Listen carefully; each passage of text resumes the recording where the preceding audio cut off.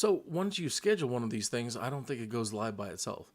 At least it didn't. It's 46 minutes after the hour now, and it didn't go, so I have to launch it. Okay, which is fine. Hi, good morning, afternoon, or evening, wherever you might be in time and space. This is Kineas. At least that's how I used to open my Star Trek gaming radio shows. And I did that for a lot of years. Was the first to really do it. There weren't any in-character radio streams available for your favorite MMO. So I wanted to be one of the first to do that kind of stuff. Anyway, my real name is Anthony Tuthill. It's kind of boring. Tony Tuthill sounds like a local news guy. And you can find all the work I'm about to show, probably most all of it, at TonyTuthill.com. Now, don't get confused. If you actually go to TonyTuthill.com, it's being forwarded at the moment to one of my last radio station that I was working on. All in character radio for Star Trek Online, UFPmedia.com. So don't be surprised. It's on Wix. So if you type in trekradio.com or TonyTuthill.com or UFPmedia.com, they will all go to UFPmedia.com. Everything is dead at the moment. Everything started falling apart after 2016. And, politics and whatnot, and everybody just got mad and, so everything stopped. And, people are still broadcasting. There are still plenty of people in Star Trek Online that are doing radio in character and out of character. I think the folks at Subspace Radio, which I helped create with Eve's gaming radio network, is still going, and they have in-character stuff. Anyway, but this isn't about that. This is about my artwork and who I was before all that and who I am still. And I do believe that you're seeing yesterday's work. So this is 12 inches by 14 inches. It's a number 2 pencil on newsprint. Okay, so let me do a little show and tell on this. In around 1990, 2000, I was part of a little indie comic book here in Colorado Springs, Colorado. And several different artists had their pages featured in this little indie run.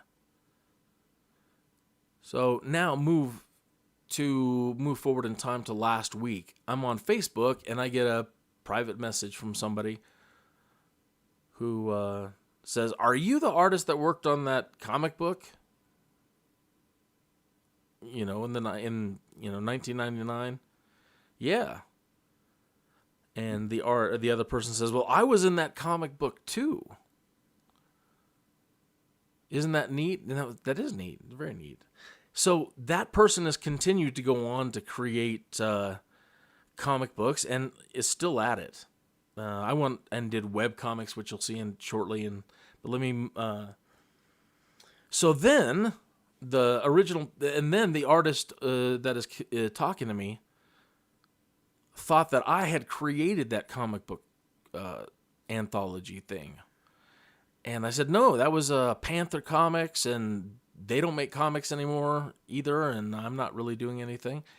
Anyway, I went and found one of the original gentlemen who was a publisher of that. And life got in his way, and they stopped making comic books. But everybody's older now and more experienced, hopefully, and getting the bug again. So they might come back and do another, they might give publishing another shot. And if they ask, I will gladly help them. This artist pointed out their work in the comic book that I did and asked me if I would do a drawing or something with their characters, with her characters. So the female character on there and the little shadow character in the lower right-hand corner. That is Lily and Wepwawet. Those are two characters created by the artist going by the name Toxic Tonic Mole. Okay, so Tonic Mole created those and asked me to draw something with her two characters. And Lily and Wepwawet are time travelers. Well, good. My characters are time travelers too. So the guy in the window is a character that I used in the same comic book that we were in together. So Lily and Wepwawet appeared in the same comic book as that guy in the window, Panther's Pinnacle number 5. And so I thought, wouldn't it be neat if we might all come back together to help Panther relaunch their comic line. And it would be really neat if we did something kind of like a joint venture. So, her character being a time traveler, my character's being a time traveler. She's probably after something wonderful, which means we're going to be after something wonderful, especially that guy up in the window. His name is Sneath. He's a master thief. He is the antagonist. He's the villain in most of the things that I've done with him, role-playing wise or writing little stories. But he's the bad guy. My main character is Kineas, and that's why I use the name. And if you're looking at my channel at all, it probably says Tony Tuthill Kineas. At least it did. I've been updating and changing Google settings, and that affects YouTube titles. But prior to yesterday, it was saying Tony Tuthill, a.k.a. Kineas. And if it's not, I need to make sure that it does. So that's my main character, Kineas, and we're going to probably see some Kineas artwork here shortly. Anyway, let me zoom in on this now and see if this works. This is going to be a sloppy slideshow. And a lot of these tools in Windows 10, I really don't know how to use. So anyway, they're back in time. They're in ancient Rome. And this Roman centurion fellow here, and this isn't completely polished artwork. This was just built up from a thumbnail sketch. And the sketch looked like Dr. Scribblings. So I've got a critic. Can you hear him? Wow, he's loud. Hey man, I'm live streaming here. Can you keep it down? No respect. All right. So Roman centurion guy is grabbing Lily by the wrist and looking at what she has in her hand, which is a cell phone, and he's losing his mind. Have you ever been so scared your legs give out and start freaking out, and you're trying to run like 6 directions at once? That was the idea that I was going for. That he's freaking out, and he's jittery, and he's got that short sword in his hand, and so Wepwawet has to do something, and so they're close enough in the shadows. And again, this isn't finished. I just wanted to get this off to the other artist so that they could see where my head was at. And so like I said, she's got to kind of keep him in the shadows and pull him back towards the shadows into that little shadowy area in this corner here, so that Wepwawet can get his shadow over there and get that guy. So again, if she's after something tasty or wonderful, chances are Sneath in the window will be after something wonderful and tasty. And so he is stealing something out of her bag. Well, in this little story that I have in my head, he's thinking he's stealing what he's looking for, but she's actually dropping the real one into Wepwawet's hand at the same time. So Sneath is reaching into her bag and she's dropping the real one. So that would be the outcome of this particular story. And again, normally, with illustrations and stuff like this, I would keep working at it and redraw it several times. Let me zoom in here. can see some of the work that, see if you get a little better look at what's going on. And again, this is just all number 2 pencil. I've always had kind of a heavy hand, at least in the last 20 years. So, I just draw really fast and do have a heavy hand sometimes.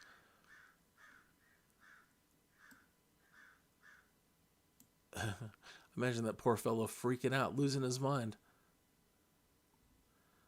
I kind of wanted to put what he might be seeing on the phone, but that might be a little too much. What would, just even seeing a cell phone and live video or video running on a handheld little cell phone, that freaked anybody out from back then.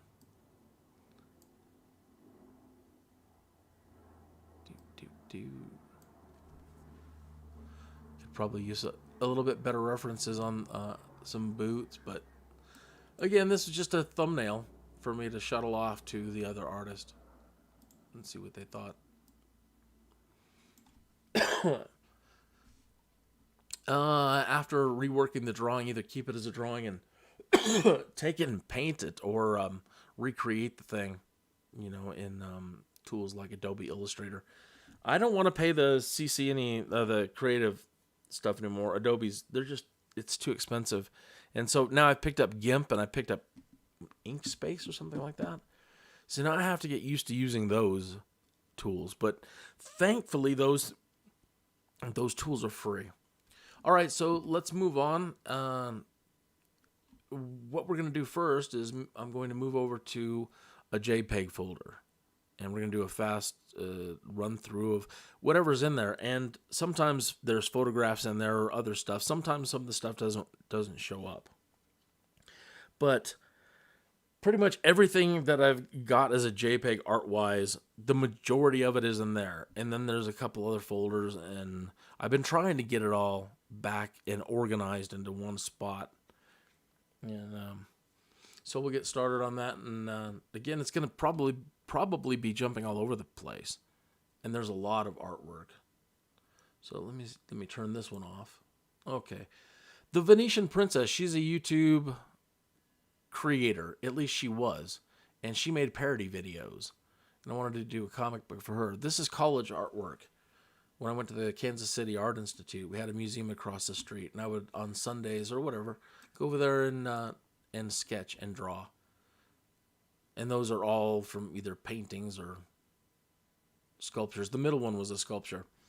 Like I said, when I opened, I did radio stuff for Star Trek gaming. But prior to that, for a number of years, did podcasts. The Hailing Frequency podcast, 105 episodes, and I did all the artwork and the Fleet Radio segments and lots of stuff. Wore many coats. But, episode art. And this is me using Adobe Illustrator to create all the episode art. Please tell me this is updating. It's not. There it is. I've got to get used to the new OBS. Forgive me. I'm so sorry about that. So, podcast art. It hasn't advanced very far. 105 episodes, over 10 million downloads, which I wasn't able to capitalize on. My ex-partners, did. But that's another story.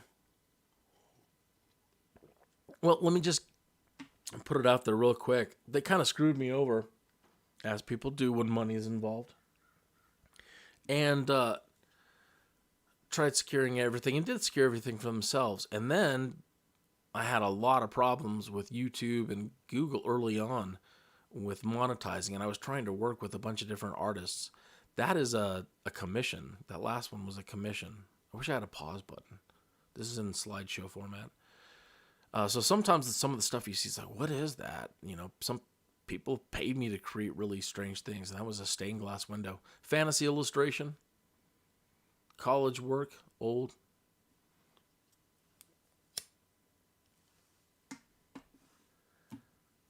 Yeah, so, I had a rough time with them. And I've been demonetized pretty much the entire time that YouTube has had monetization.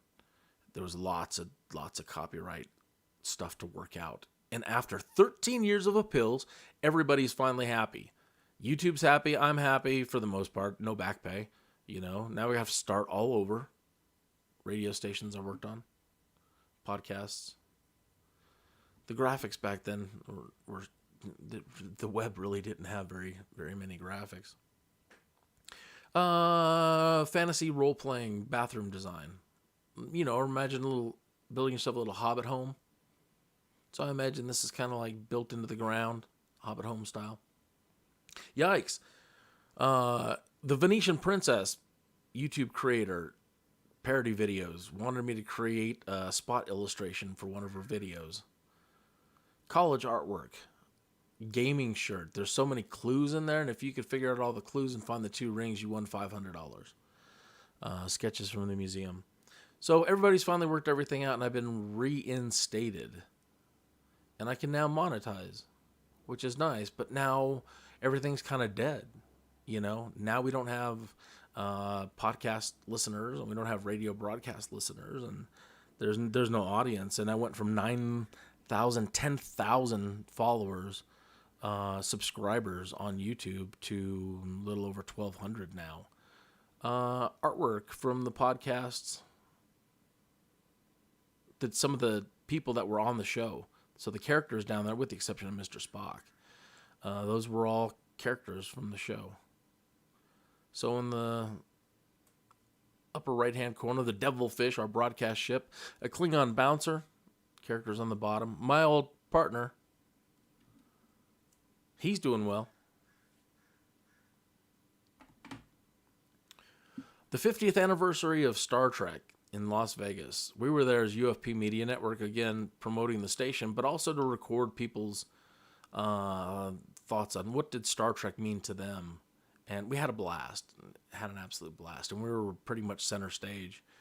Like I said, anything in the JPG folder, so a background. My old college roommate in a background. Another background.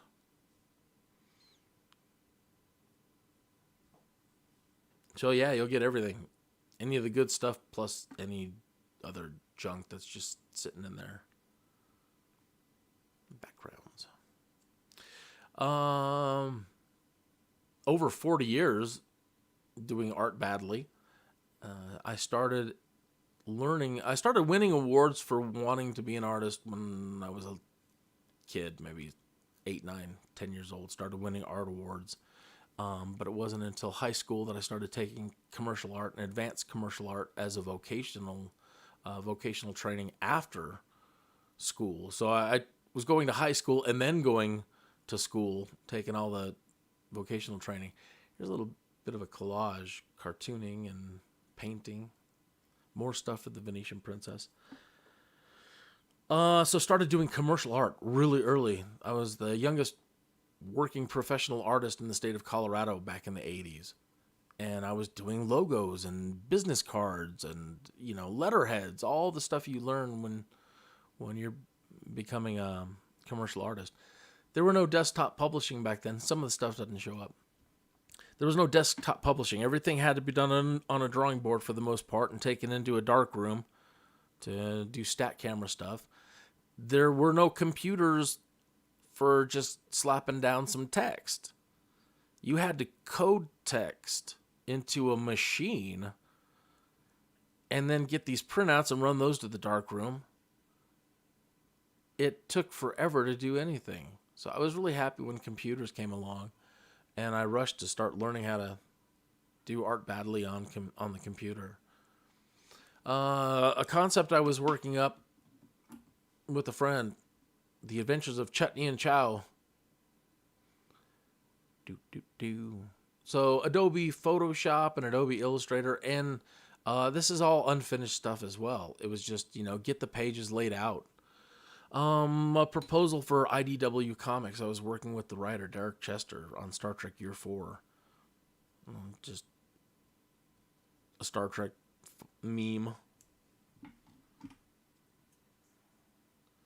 That's something somebody posted on Facebook that I obviously liked.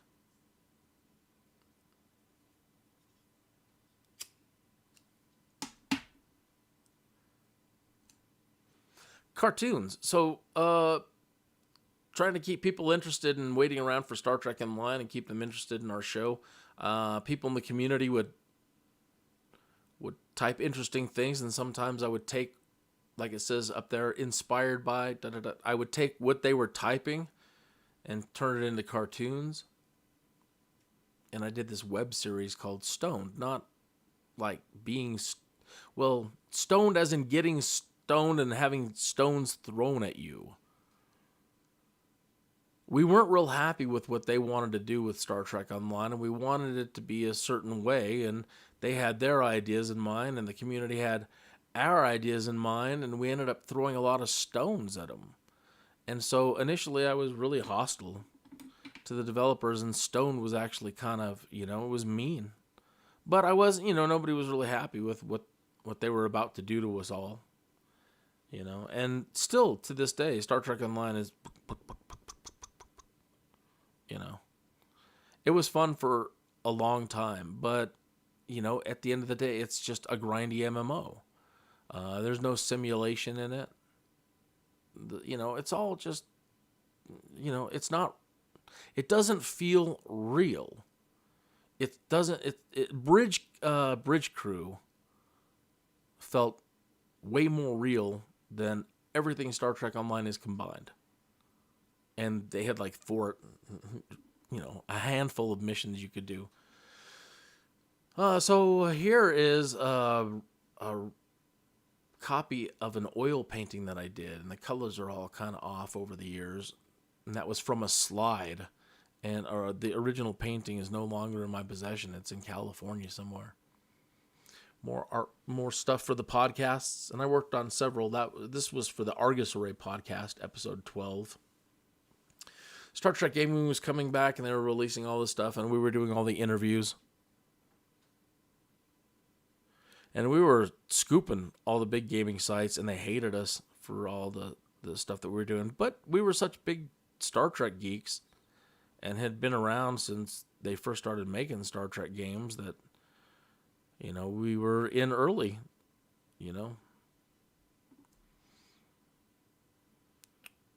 Yeah, more podcast stuff. That's me giving George Takei a kiss on the cheek. Las Vegas, we were partying. Elton John. That's the top hat and the mask for Captain Fantastic. I don't know that he actually ever wore that on stage. He never really did a big Captain Fantastic production that I've seen.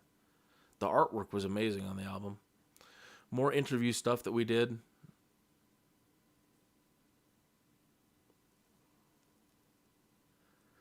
Banner stuff. Again, I was in charge of helping Zach create all the stuff for the website, all the graphics. Anything to do with graphics. I had to knock that out. And I was also producing the Fleet Radio segment, which was to promote the idea of radio and media in Star Trek Online, which after 2010, I finally went on to do. So Hailing Frequency ran from 2005 to 2010, and then Cryptic took over, and then radio, internet radio was finally just taking off. The technology finally was happening, but the only people that could do it were doing it were the corporations. They're the only one that had the infrastructure. Pardon me a moment. I have to take that call. Please enjoy the artwork for a moment. Do.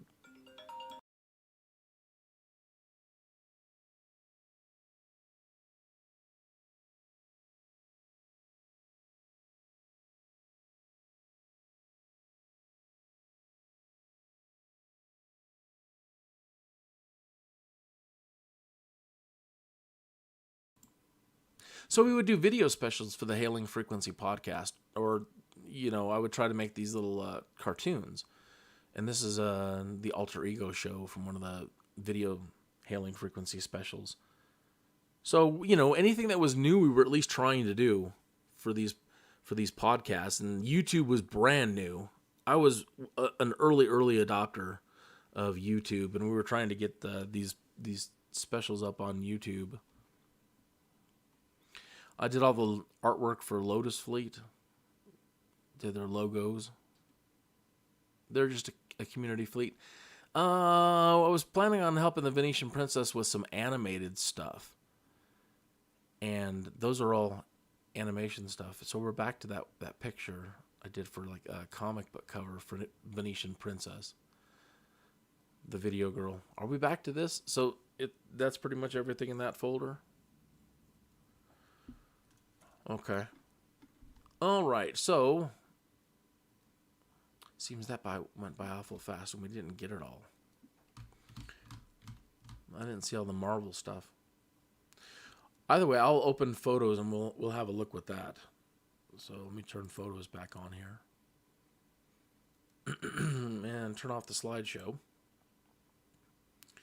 And in OBS Studio, you have to move this little bar and that updates. So this might go dark for a moment as I transition from the desktop.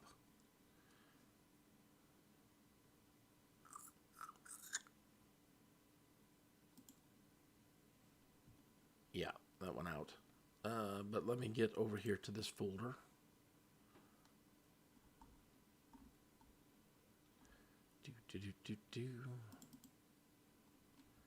And hopefully we have a picture back. Yeah. So I mentioned at the start of this live stream that I was doing the comic book stuff, and that character in the window was my master thief's name, Sneath.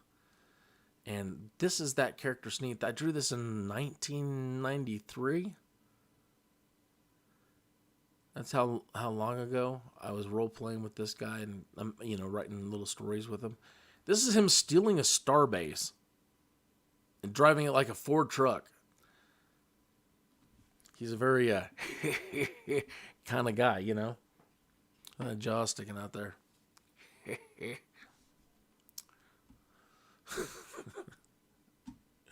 All right.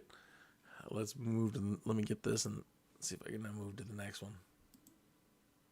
Oh, yeah. And it is Star Trek Las Vegas convention time. So there might be some Vegas pictures in here. Found that when everybody was cleaning up, we were cleaning up our booth. And, as the guests sit there at their tables, they have these little signs made with their names. Found that on the floor. Just your basic business design stuff. Advanced auto detailing. Yep. Bread and butter stuff. The business cards, advertising art you have to do for people. Ribcage bags. Yep. Designing their logos for them and helping them with a website. A drawing. Just, it's not for anything in particular other than myself. As you can see, that's from my sketchbook. You can see the binder at the top. So yeah, that's just pencil, and then you can see I use some wash white paint.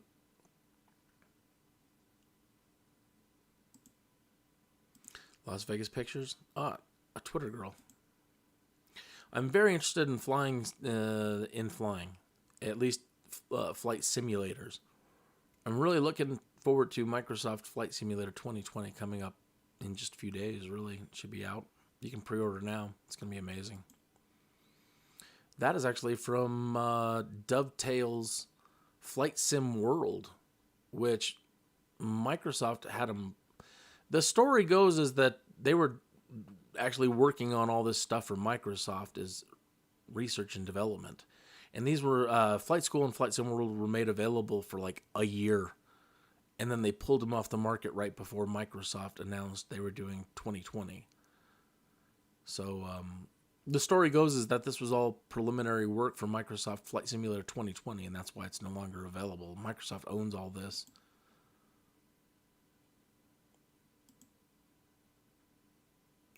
It's beautiful. It is beautiful. And I just spent the last few days recording all the missions from Flight School and all the training lessons from Flight School. And none of the other simulators ever went into what Flight School did. They tried giving you what you would get if you went and signed up for flight lessons. And it's not all there, but basically they tried, and nobody else had done that before. As you can see, it was gorgeous. And you could fly the entire world. Basically, visual flight rules. Animation stuff.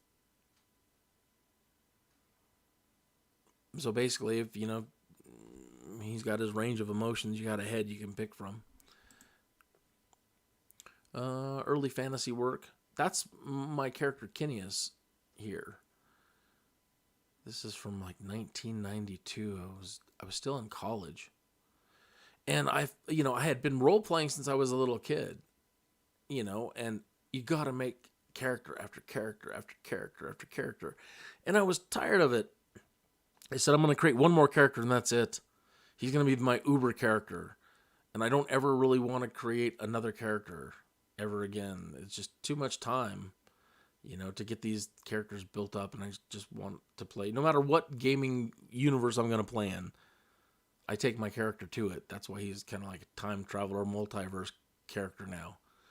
But that is a early iteration of him from the Rifts role-playing world. He's a juicer in this incarnation. In the upper corner here, Kitty Pryde from X-Men, some early fantasy work. This is my wife's character in the bottom here, her role-playing character, Case Wanindra, little mean elf. We saw that one, college art, gaming shirt. Printmaking. This is lithography. It's drawn on stone. So you grab and this is big too. This is probably 13 by, I don't know, maybe it's big. It's like 20 inches. It's a big sheet. So what you do is you grab a big piece of limestone and you grind down a surface to a nice level surface. You grind it away and then you wash it off. And you don't touch it with any grease or oils in the area. So this is actually done and drawn with grease pencils or more chalky stuff, and thinning it out with solvents and like trying to paint on. So you create an impression with oils on the limestone, and then you seal it with like a gum, and then you burn it in with acid. You burn the image in. It eats away the grease, and it creates this image in the stone. Then you wash it all off and take it over to an old style printing press, and you wet the whole stone down with a light layer of water. Then you grab an ink rolling bar and you roll ink over the stone. Now, it works like the concept of water and oil don't mix. Well, the ink will stick to wherever there was the image was burned in, and the area that's covered with water, it'll resist. If that makes any sense. So you ink your stone, and the image now is on the stone. You put a piece of paper on it, and you lock down the printing press, and you hand crank it through a printing press. And then you pull your image up off the stone, drag it back to the other side, re-wet it, re-ink it, put a paper down, and run it through the press again. And that's the very first way we printed. So that's how that image came to be.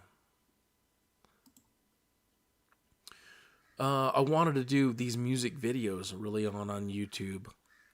And this was for the 40th. This is just a couple of frames from a video that's available on YouTube on my channel for the 40th anniversary of Star Trek with the music by Brad Sucks. And the tune is called I Think I Started a Trend. And this is about Gene Roddenberry trying to get Star Trek kicked off as a TV show. So here he is at let's just start right here. Here he is at Old School Studios trying to convince this old guy about this show that he wants to do. And he kicks him out of the studio to the curb. He's very angry, of course. And he meets this wino who totally gets it. They're both happy, and they get all wasted together. And here comes the wife and the family. What are you doing? What are you doing? And they don't believe him, and they don't have any faith in him, and he's a loser, and, things are going to go bad. So it has a happy ending, of course. Just a sketch of my wife, Chris, back from 1996. Just sitting there watching TV, probably. Oh, I said I did a webcomic called Stone to throw stones at the developers. People were deciding what the look of Star Trek Online should be, and everybody had different looks, including an anime-style look. More cartoons for Star Trek Online. This was just a whimsy in general. People that come to play Star Trek Online, like the hardcore versus the casual, they don't know what plasma is,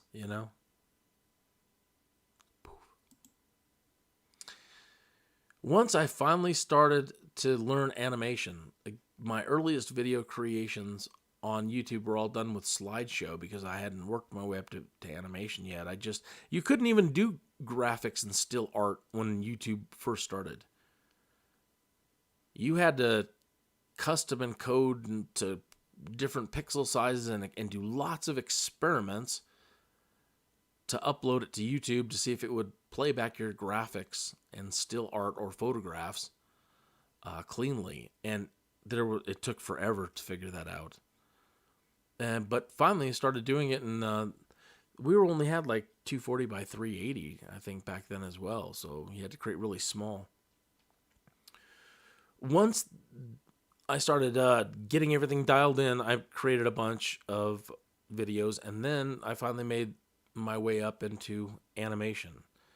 And this is an opening frame from my biggest project to date.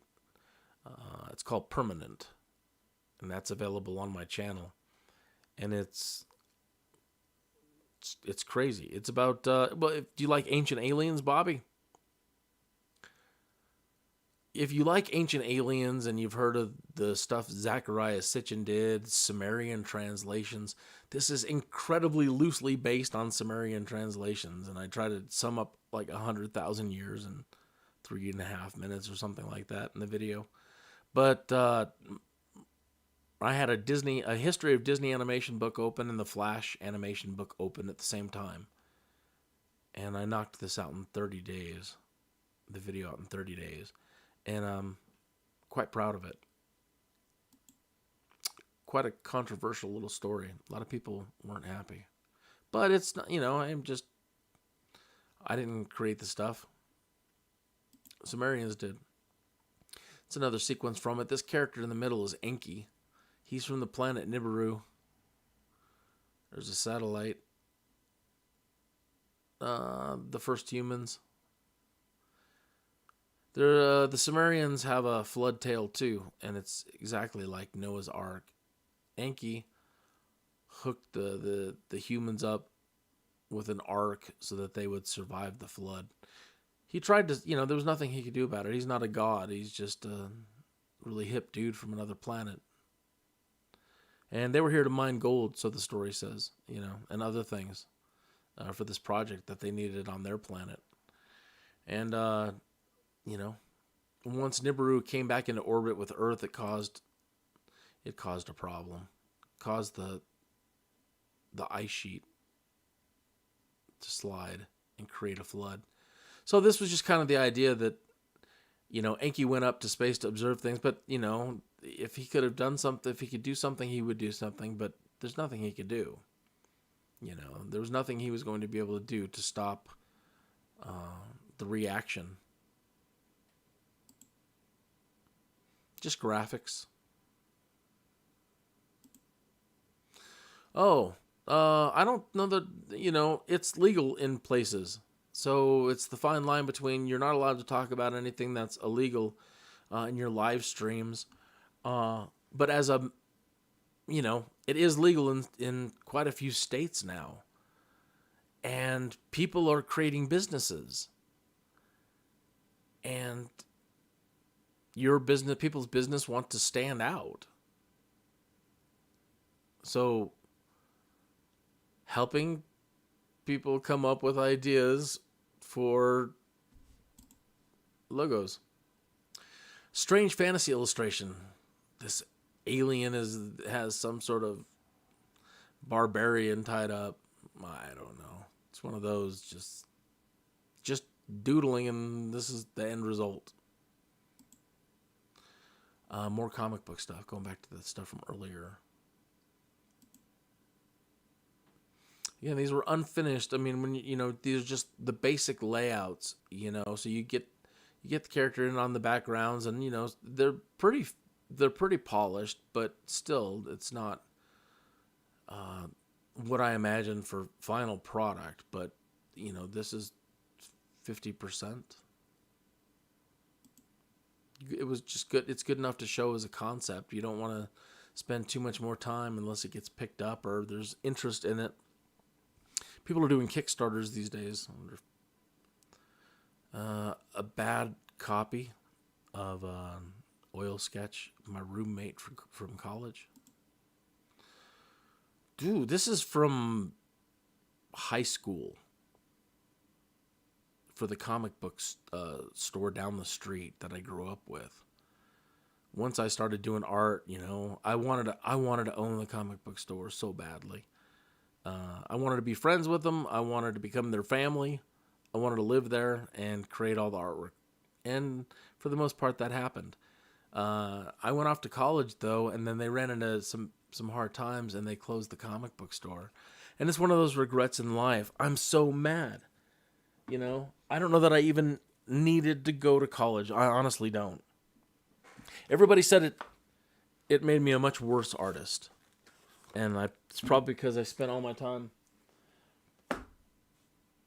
partying and doing things I shouldn't be doing and killed all my brain cells. But everybody says, you should have never went to college. It was the worst thing you could have ever done. I had drive and direction and, I think it was all worthwhile. But, hey, people see things differently.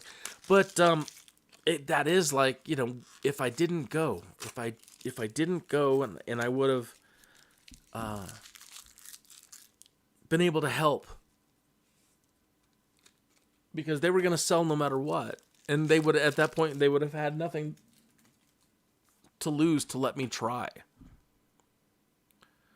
to do things my way.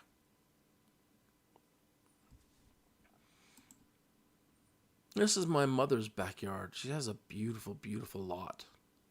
And she loves making it beautiful back there. She loves spending time back there. It's not even the prettiest spot, but it's just me sitting in the backyard, just doing charcoal and chalk.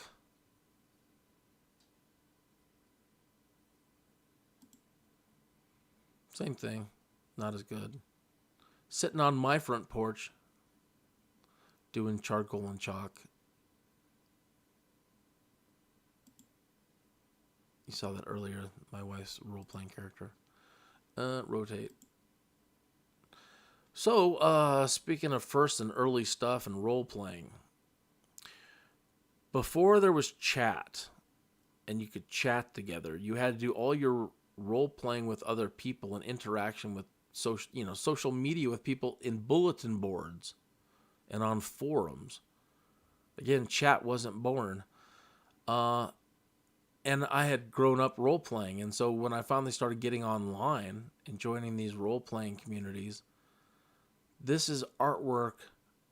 Actually, I worked my way up to America Online and was role-playing on America Online and became a community chat host in the free-form role-playing area of America Online.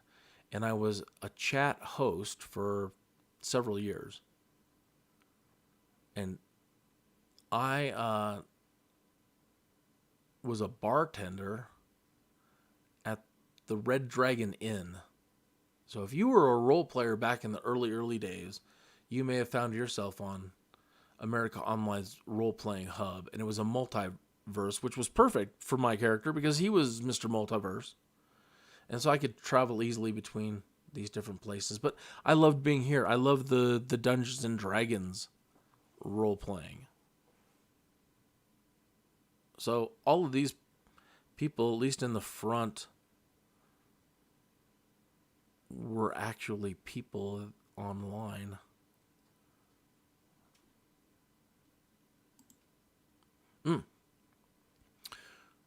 Remember I said the cartoons were meant to throw stones? This one's throwing a pretty heavy stone, but it was well deserved.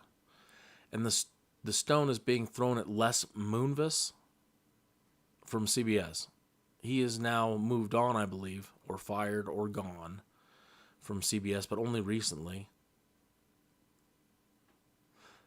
So, Star Trek, this is true.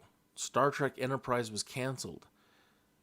And he was immediately heard saying this: Star Trek needs to be put out to pasture. And because I am such a Star Trek nerd, I have done so much research into Roddenberry and what Star Trek was about, and psychologically and sociologically, and what it has done and how it changed the world, and what icons are and how they have the real ability in the real world to mobilize a national identity. Now we're entering really, really esoteric grounds here, but America's oldest think tank has already done the research on all this, and so it's not just me pulling stuff out of my rear end.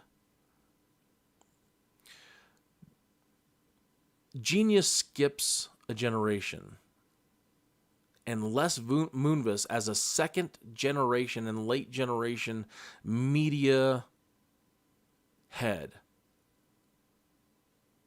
did not know enough about Star Trek in general, or media, old media, the way that the original creators of these television networks, what they knew. So, if you know how to use Star Trek properly, which very few really know how to do, it's become feminized, and at least it's done that. But if you know how to use Star Trek properly, you can change the world. But you have to use the proper combination of icons and yada, yada, yada, yada, yada, yada. And so far they haven't done it. And this was mocking him for a lot of things, but that he didn't know how to use Star Trek. How to use any. It was all just entertainment to them. It's just an entertainment property.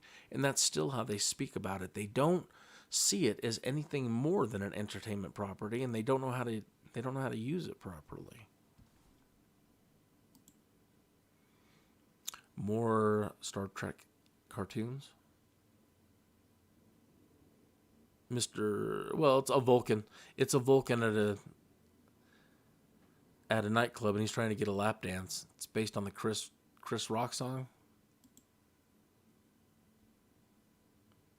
How would you like to see ships? How would you like ships to be handled? So, lame Star Trek cartoon, but, you know. Comedian Ron Funches. Funch this. Long story on that one. Basically, remember when President Trump went down to the border? Like, he was not even president yet. He was candidate Trump. Well, back in the 80s, in a cartoon called Bloom County, a character named Bill the Cat got half of Donald Trump's brain. So, for all intents and purposes, Bill the Cat was Donald Trump. And so, this is Bill the Cat, Donald Trump, down at the border, checking things out. This is just a doodle. Obviously, we were nearing 2012. You can, if you're into that, you might recognize the symbolism. There's that Nibiru symbolism again. The cross. You know, people are like, well, it's a Templar cross, but where did the Templar cross come from? How did that originate as an idea? So when you take this idea and you run it all the way back to Samaria, it's the planet of the crossing, or so Sitchin in the Sumerian text say. You remember I talked about drawing on stone with grease paint and grease pencils? That is another one. So this is my friend Jim. There's his face. And this is me, Smiley in the middle. And this is my other friend, Mike. So Jim, me, and Mike. And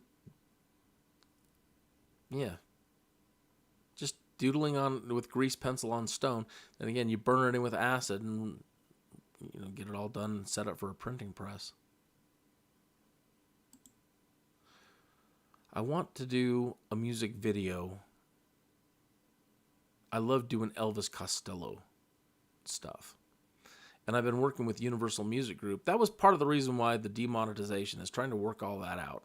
I was Universal Music Group when they first heard about YouTube and people wanted to make music videos and stuff. You need permissions. So I immediately, week one, contacted Universal Music Group and Elvis Costello, and I'm like, please, please, please, I want to make Elvis Costello videos so badly, the ones that aren't up already on YouTube, and may I have permission? And they have allowed all my Elvis Costello videos to remain, but this is one that I didn't do, but I was creating the character for it, and the song's called Satellite. And it's a story about a man and a woman and other things and the world in general. It's a commentary on that and the satellite and how the satellite sees everything. And it allows everyone to see everything. For better or for worse. So this is our little satellite character. The Venetian Princess, again, she needed illustrations for her videos. So we're not really supposed to make fun of people, but that's what she wanted. She was busted on Snooki, and Snooki was pregnant, and she was imagining what Snooki's baby would be like. So she wrote me up. She's like, I want you to do Snooki's baby as a demon. Okay. So, Snooki baby demon. As illustrations go, it's all right. I like the fabric and the lighting, that was that fantasy drawing of my wife's character. Pit fighting, like these little hooks in the elbow. Just doodling Conan. I used to love Conan.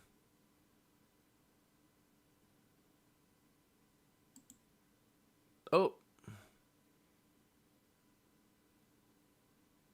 Bad night. Just a character, like Ant-Man kind of character, I was just sneaking into some laboratory. Little cyber snake gonna get her in the butt. Oh.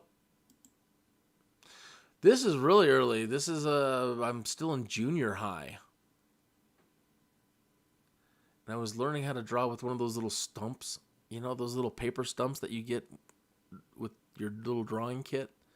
So learning how to do shading, with your little stump. So I was already playing D&D. This is a D&D character.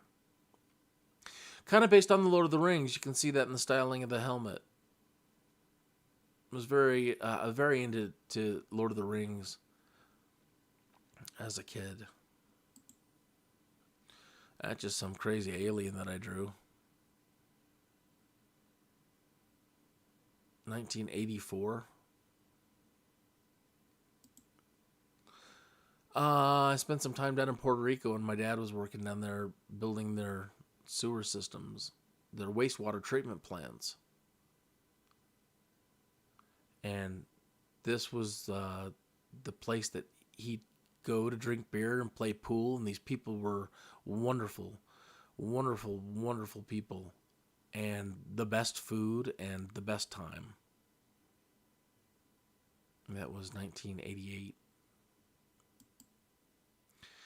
This is probably, I just graduated high school. Remember I said I wanted to go work for the comic book store? Yeah, this is one of the other advertisements that I did for them right out of high school. Went down there, hey, I want to live here. Can I set up in the back? And I did. Ended up having a little art table in the back, and kids would come in and they'd let me draw their characters for them. Charles and I'd sit there and paint figurines all day, and I'd draw all day, and he was into graphic art, and that was nice. So we spent a lot of time in the back coming up with movie ideas and comic ideas, and this isn't the best, but there are things about it that I still like. You know, I like his belt. Again, my anatomy and the drawing it's all over the place. You know, it's not modeled well, doesn't feel, you know, but hey, you know, we do the best we can. But still things about it I don't spend a lot of time doing today. Like, yeah, all these little details.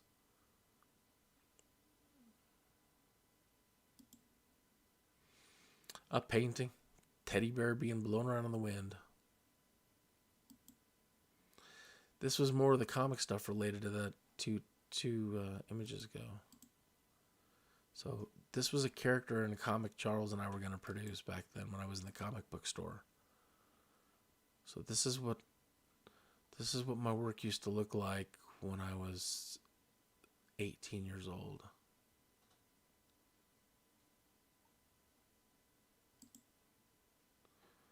College work, learning how to do posters, concepts for people. The Renaissance Festival was in town.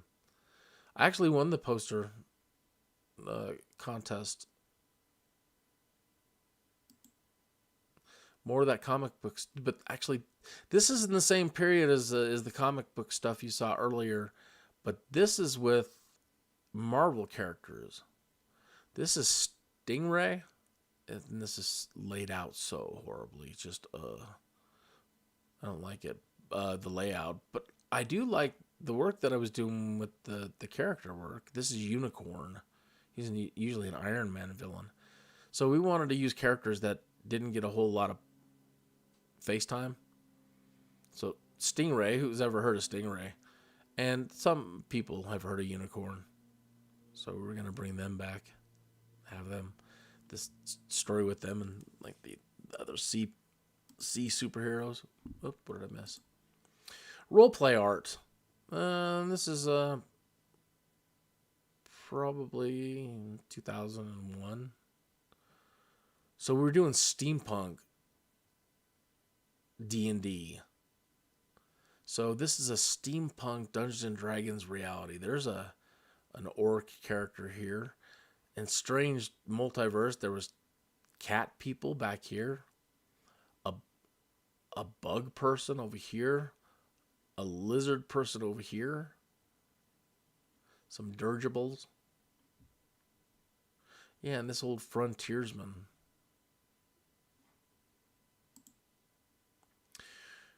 I would like to return to this one day. This is, I mentioned my buddy Mike earlier in that other piece. Mike and I, he's a writer, and he wrote some amazingly funny cartoon stuff for a comic strip we were going to produce called Tony's Pub. So this is all trying to work that out. But again, I sucked at sequential art, but I mean, this stuff still isn't bad. I like this one where this lemming character slapping this guy over here. I like this, the lemon, smacking stuff off the table. So basically the joke is, what's a lemming doing in a bar? Why is anybody in a bar? So it's this whole skit with the lemming. But this was early stuff, 1995. So I think after all these years, I'd like to return to these characters and return to the stuff that Mike wrote. And, because, you live and you learn, and I've learned so much more since then. Still, not every bit of it was bad. Here's the lemming. when he hears water or any noise whatsoever that involves water, it immediately triggers his instinct to want to kill himself. So that's what he's been discussing in these panels. So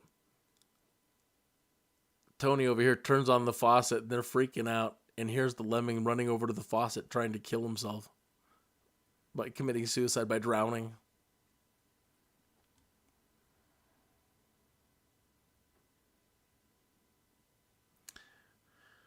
Oh, definitely more polished here.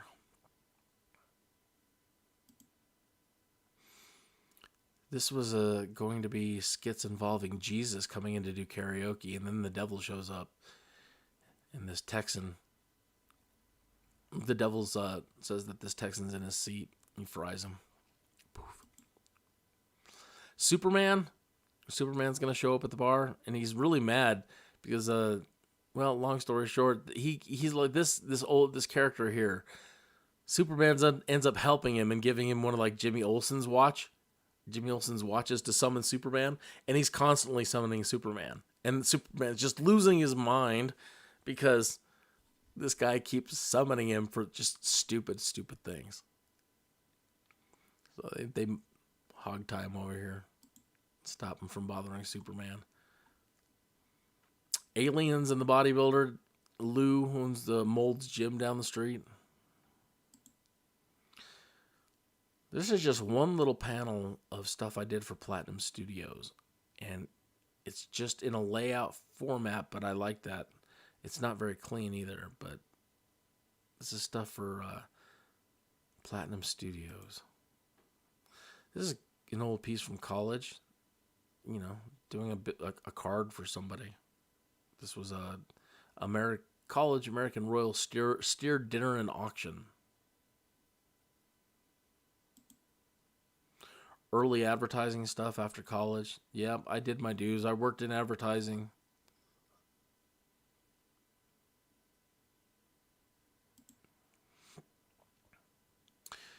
Who cleans up the Batcave? You know? He's got to have some neat Batman Roomba. You know? Squirts out some water. Runs around and cleans up all the bat poo. You saw it here first. The Pumbaa. Hell Tillis. You know how Mel Tillis used to stutter? Yeah, each one of these is a stutter. Hell Tillis. A cat under the couch. My couch broke, and I had to use bricks to prop up a corner. That's how poor I am. And this is my cat under the couch.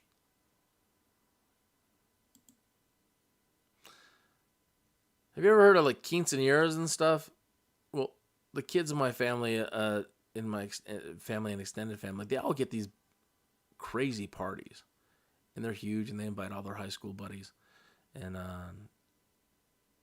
you know, all of us adults sit around the periphery and chaperone. So this is me sitting there painting one of these family parties. So it's just black and white acrylic. I like it. I like it a lot. I had the strangest dream. William Shatner was floating in the air, holding a baby as he floated over a church.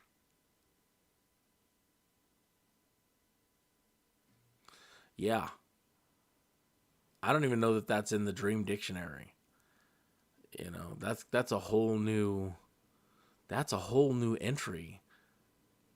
You know, flying William Shatner holding babies over a church. Oh, a proper nut stand.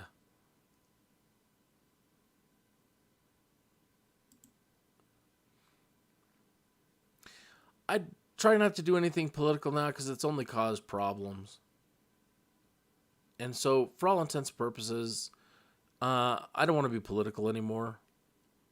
And I don't care what you want to believe. It's all good. Fine. I don't care anymore. I don't want to argue about it. But that David Hogg character, he's the new Terminator. They send back to get the guns. Well, this is me trying to explain to somebody how a starship works. I'll try to explain this to myself. So this is the deflector dish. This is a Bussard polywell. There's an electromagnet. There's the coil. The EPS conduits to sewer and replicators and stuff. Yeah, something like that. Here's the front end of the nacelle where the Bussard reactor, now the Bussard polywell, sits.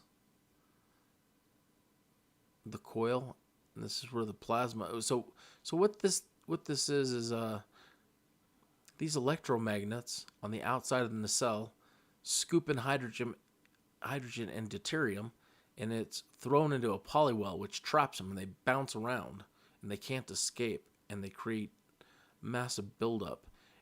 And that massive buildup is shunted into this pipe, and the nacelle coils are around that. And when that energy goes into that coil, it creates your warp field. It's such a crap word, and I don't even like the idea of warp anymore. I don't believe that that's how it works at all. I think that warp is a red herring, and you don't want to tell your enemies everything. So, this whole idea of we're going to fold space. That's what we do. We fold space. And you get people thinking that, well, that's the way they do it. They fold space. That's not the way they do it. And we sure as hell didn't want the Russians to know how we're going to do it. We don't want anybody else to know how we're doing it. And here I am telling everybody how we do it.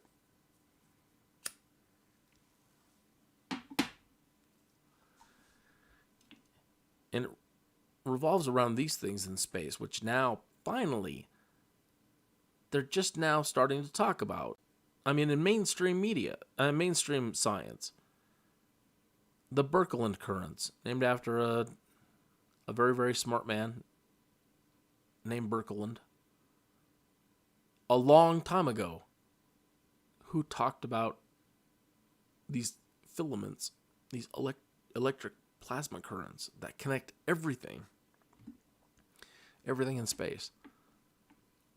And they exist, and they've proven it now.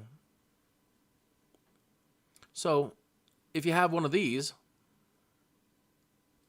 and you have one of these, well, brother, you just might be able to go put, put, put, put, put, put, put. And I'm just put, put, put, put, put, put, put, put, put. And I'm just some nerd who can understand it, and I'm no Elon Musk. I'm just a guy trying to live stream and talk about my artwork. Like, oh, you've solved it. Oh, yeah, we've been working on this, spending billions of dollars in some little sketch guy, art guy on the internet. Yes, you've solved it. Yeah.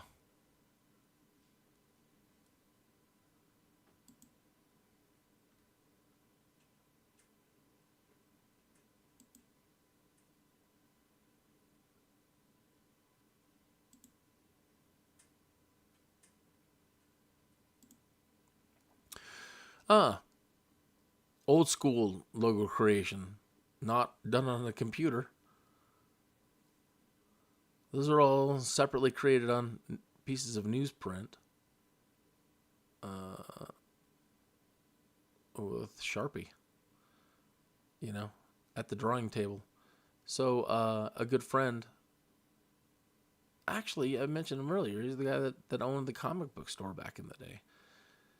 Him and his family are trying to do collectibles now online, like eBay and Amazon or whatever. They selling collectibles. And in the last couple of years, they said, "Hey, let's try to do something serious with it. Let's do some branding and some logo design. Let's try to take this up to the next level because, now they're starting to do more and more conventions and they don't look all that professional and they haven't done any of that. It's all kind of slapdash. And now they're trying to bring it together. Drawing, just doodle, paint doodle. Like I said, you can, your political views are yours, mine are mine, and I don't. But for the most part, I don't. I never cared about politics growing up. I didn't. Only in the last few years, everybody became woke, and I'm no different. I'm just like anybody else. But for the most part, I've never cared. I've got too much to do. I've got, life is, if you believe in the Anunnaki and all, I'm believing in a whole bunch of other things that I don't care about politics. I do deeply inside, but I don't care enough to shove it in your face or care enough about it to argue about it anymore. This is me learning how to use GPS in the flight simulator.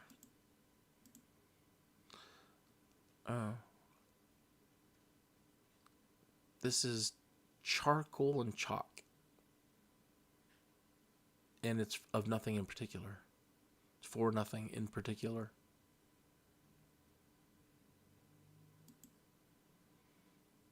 Looks like we might be hitting old sketchbook stuff.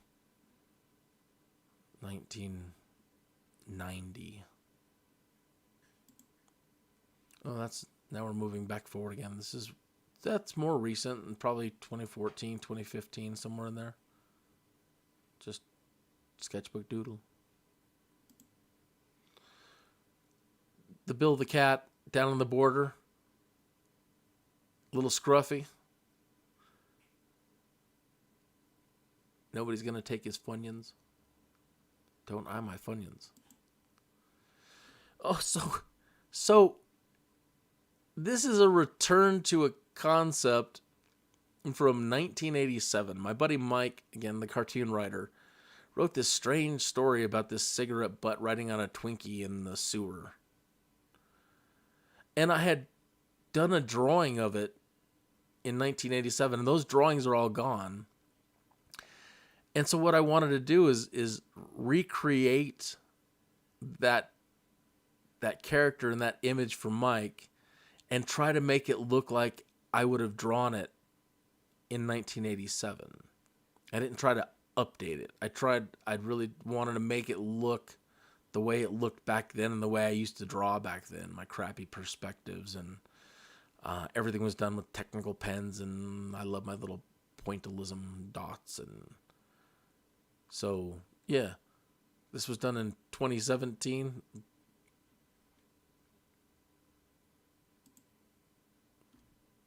There's an actor on TV named Rainn Wilson.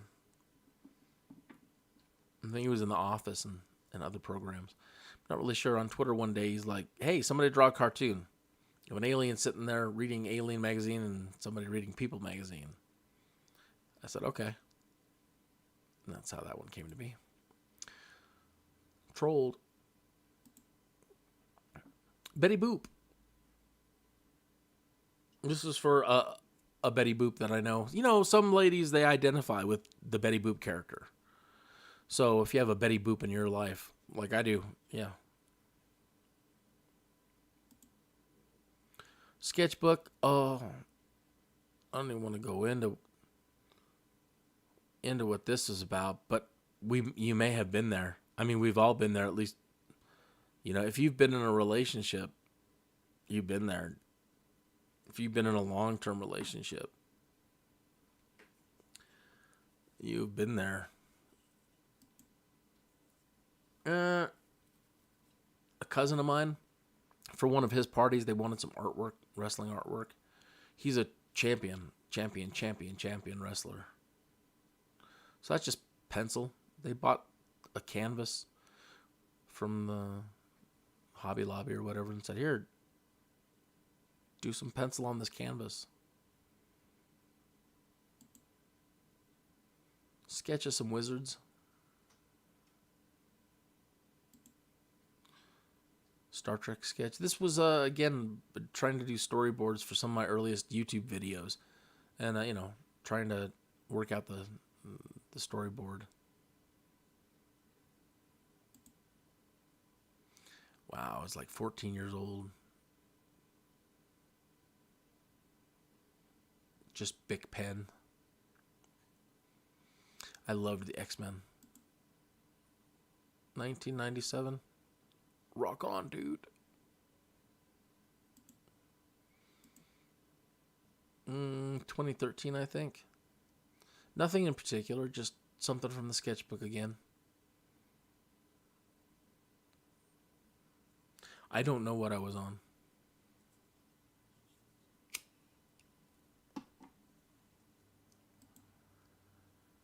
Freeform fantasy role-playing artwork from 1995.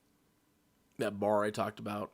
And multiverse. So, you see this guy with little horns in the background? Barbarian character. But yet, everything here is all futuristic. We could travel back and forth through these nexus.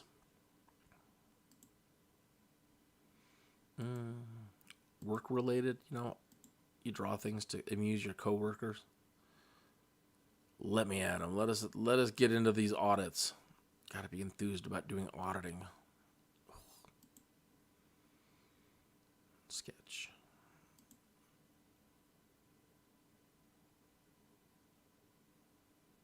Bad Star Trek humor.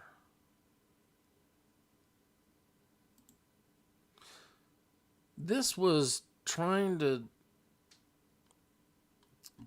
show a whole lot of things. One, a starship bridge console.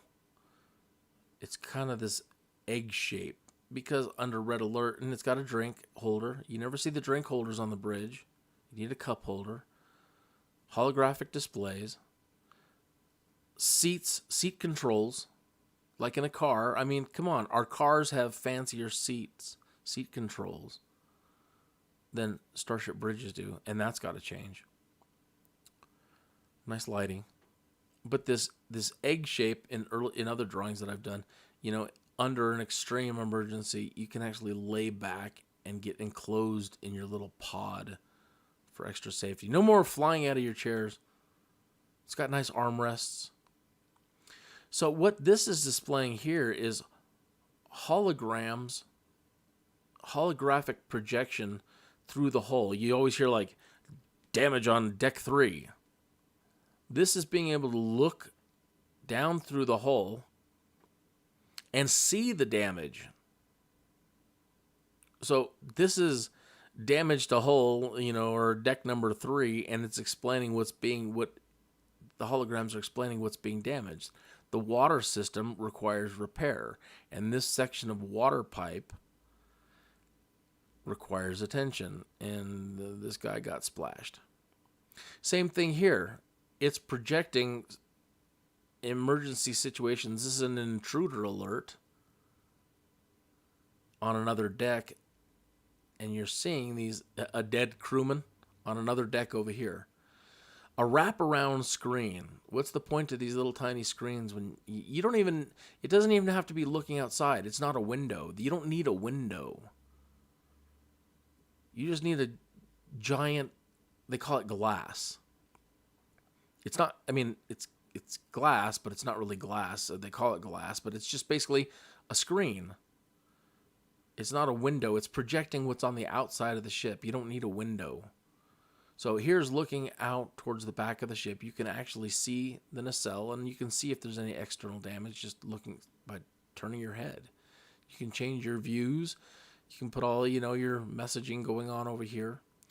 Now, something they don't show in Starship Design on television is the, what do they call that? Stellar cartography? The upper domes in the starships, they've always shown it from the earliest episodes where they've zoomed in through the dome and it goes right into the bridge. That's not actually accurate. The dome, either the top dome, it's usually the top dome, the bottom dome as well sometimes, those are physics telescope areas, and that's where stellar cartography is at. So what you're seeing up here is looking straight up from the bridge, you're actually seeing stellar cartography. And I was just making like this Betty Boop Romulan character. The pod idea. So different bridge design. Very, very radical bridge design where everything's in pods in case something terrible happens. You can eject all those. You know, instead of leaving the bridge and going to like the war bridge, you know, it all becomes a war bridge when stuff goes wrong. Hashtag games. It was like a Flintstones theme, like something to do with the Flintstones. So I wanted to create a, you know, imagine Betty and Wilma. How are they going to do their mixing?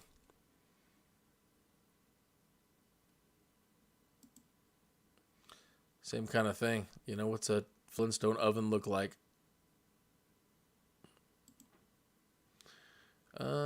Probably 1996. People I worked with in a restaurant. I love cooking, and I loved cooking in restaurants growing up. I mean, it was a great way to make money. It was, you know, you need a job, you know, go cook, go work in the restaurant. This was the last big crew I worked with. Pardon me, I need to take that. Do.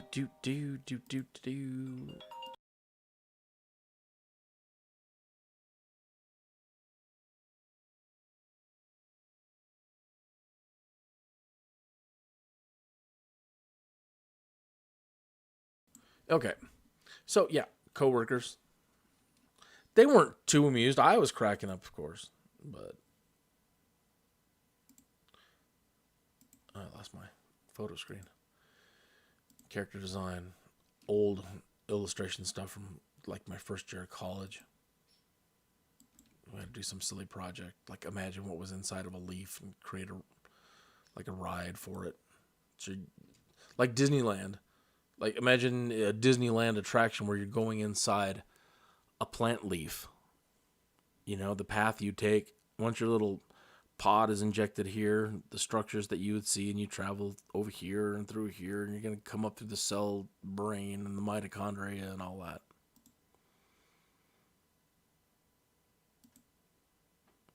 Early work, 1984. Just getting ready to go into high school, I think. I worked on multiple concepts like this, of like robots building robots, and it was very in, like I said, X-Men, so you can see like the Colossus styling. Yeah, it's a long story. More cartoon work.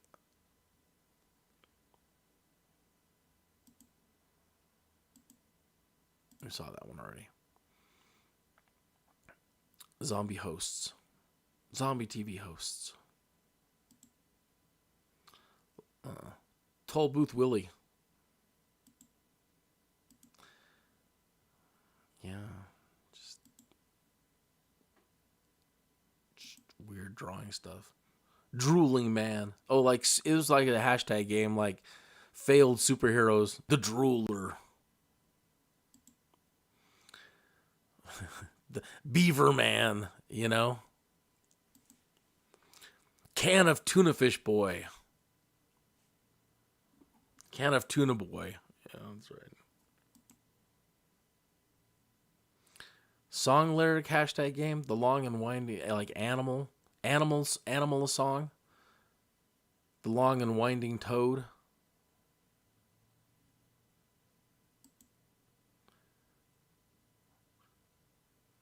Some alien with a whole bunch of girlfriends.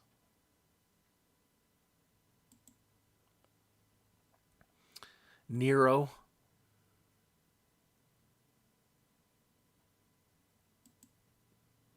There's another female on Twitter that I really admire. One of the hashtag hosts. She goes by the name on Twitter, Brie Queso. This was art for another hashtag game. I don't remember what it was. Duplicate a movie, maybe? Hashtag duplicate a movie. Clone Wolf McQuaid. Sweating with the zombies. Yeah. Can see why that didn't make it out of the pilot. Hashtag game. Food songs.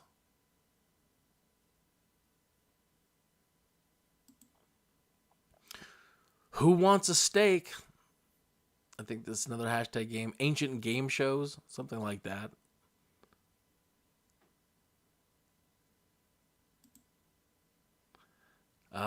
Sitting at the comedy club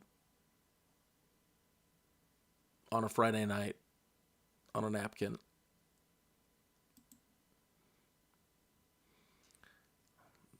The alcohol made him do it.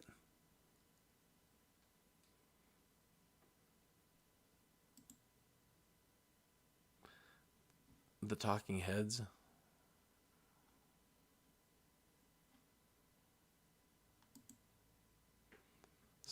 Skirt. Two characters you might recognize.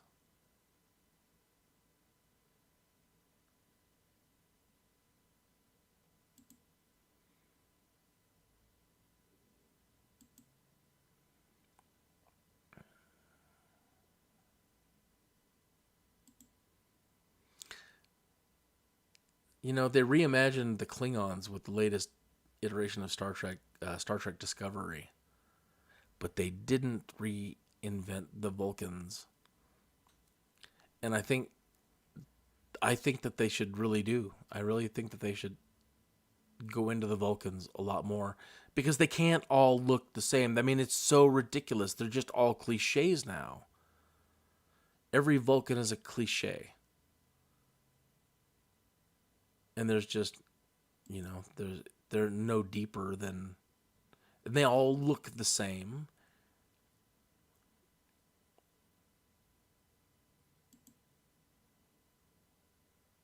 You know, this one right here, that's the human interface hybrid Vulcan. But what if the really genetically pure big brain ones who don't need data jacks look more like that? And what's with all this scarring on the faces? And, you know, the idea behind, let's see if the drawings show it. You see these little marks, these scarring? The coal is to protect the eyes, because they hardly ever blink, and moving your eyes and blinking too much can give you away emotionally. So you never want to move your eyes. You don't want to move anything, and that's what the scarring is for. The scarring is so you don't see any movement. Because if these lines move at all, you're giving yourself away. So scarring yourself so that as you observe yourself, you work on not making your lines move. You always want to be dead for the most part. So Vulcans and ritualistic scarring. They don't promote enough science in Star Trek, so this was like cadets in year one. Here's a Bessard Polywell. Here's a screwed up coil shell system. Some electromagnets. Little tiny laptop interface here, and the idea is that you got to collect your hydrogen and deuterium, get them into here, and at least get some impulse plasma shooting out the back so you can move yourself. Things they don't teach cadets on Star Trek. You know, have you ever watched a Batman Christian Bale movie and thought, it doesn't matter if he's wearing a mask or not? You'd recognize the jawline, you recognize the voice, and you'd recognize his mouth. He has very recognizable features. So it's one of those, like Superman putting on his glasses. Like, how do you not know that that's, how do you not know? So here's Batman using fake wax teeth and lips so that you don't know who he is. Irma God, you fleeked on my Grampy. Like, whatever. She totally fleeked on Grampy. She fleeked. You're so ratchet. And that's the way they talk on Twitter. I didn't know what fleeked was. Ratchet, you kind of get. Yeah. We get fleeked on all the time, guys. Somebody wanted me to draw some Star Trek caricatures. So The Deadliest Catch, that show on TV where they're up in the water and if the ice is over and just all this horrible situation, it really is horrible, you know? Why don't they just make life easy on themselves and do this underwater? You remember in The Abyss, they had that lovely little moon bay so they could cruise down and they could, deploy out of the moon bay pod or moon, whatever that thing was. Why don't they just do that? Why don't they just trade this in for one of these and cruise along the water and, just drop your little pot with your little buoy here and just come along and scoop them up? It's always such drama. People dying all the time and, horrible conditions, and just go under the water. Make life easier on yourself. More of the Vulcans. See? Creepy looking. They all can't be all cliche all the time. Come on. There's got to be some creepy Vulcans out there.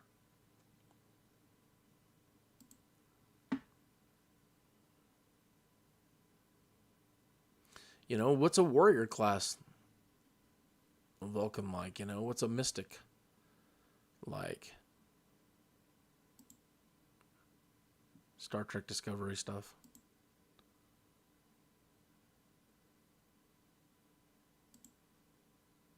I like that one. Look at how fast the line work is. And that was the point of this, is just sketch it and sketch it fast. Sketch it fast as you can sketch.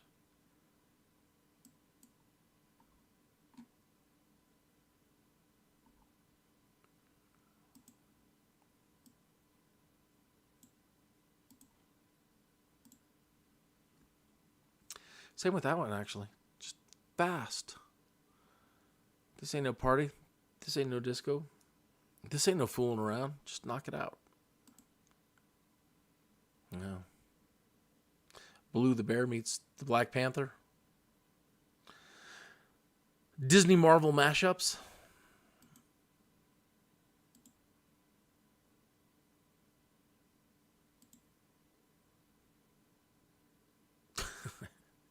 I don't know.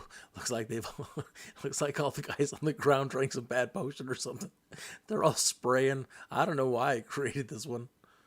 He's distilling something through some poo, and there's some flies, and he's distilled it, and they've obviously tested it and drank it, and they're all heaving, and here's some spray coming in from the side. Oh my. The Brooklyn Currents.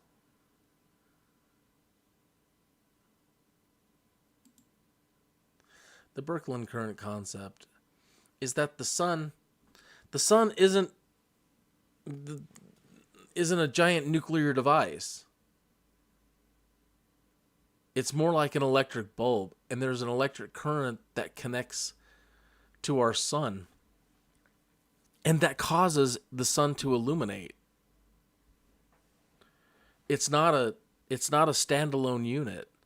They're now saying that all the suns are formed on filaments. String theory.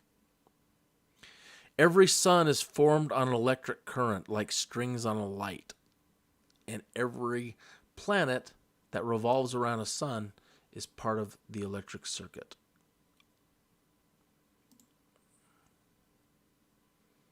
Demon God of Thunder, I guess. Hellfire Club. I don't like her perspective.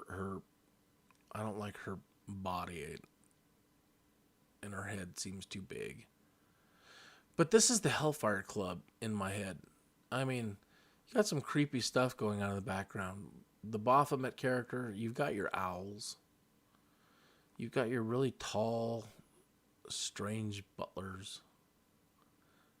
Unusual people. All these crazy masked people that looks like George Soros right there. All these people.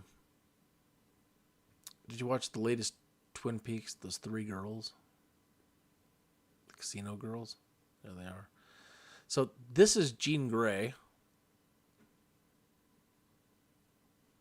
She's got an Illuminati crotch.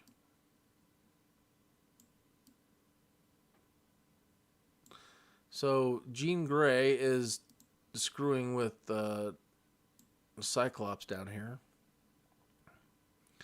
And here's Colossus. And here's Nightcrawler. There's Storm.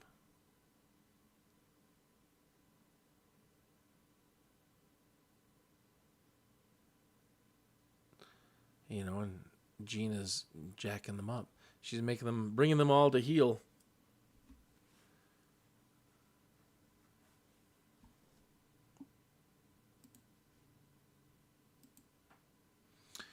The animated movie Fire and Ice by Ralph Bakshi and Frank Frazetta.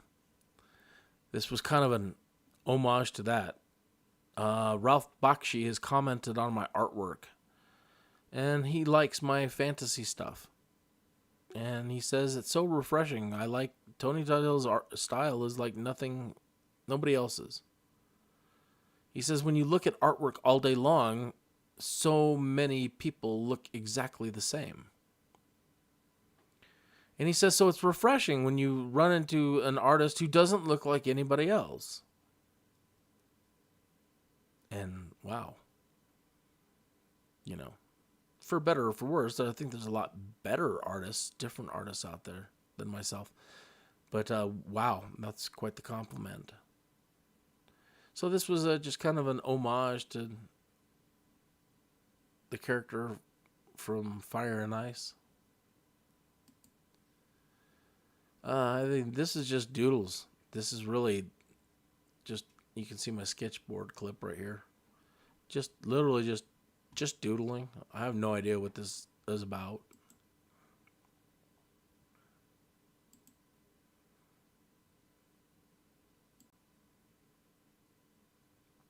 Seems like it should mean something, but no.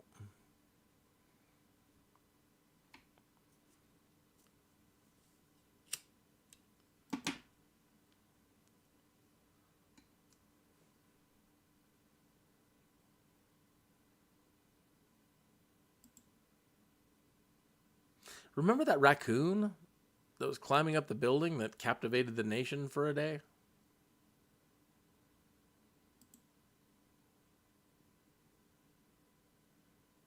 Everybody's like, save the raccoon.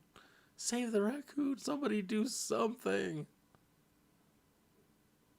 It's gonna fall and die and the whole nation's gonna be sad.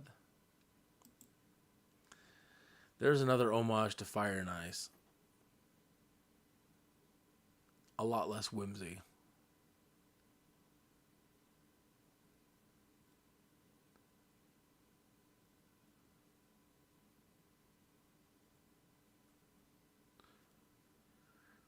Yeah, not a whole lot of detail in the background because again, if it's going to be if you're going to create backgrounds for it, I mean, it's all going to be painted and you know, you just got to get the general idea in there. What you want for the background paint.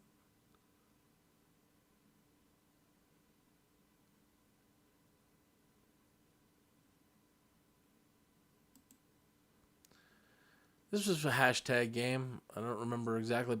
There's this movie out there called something like the Unsinkable Kimmy Schmidt or something like that. Like the Unsinkable Kimmy Schmidt. This was the Inedible Kimmy Schmidt. Zombies are trying to chew on her. Yeah, nobody wears armor in these zombie shows.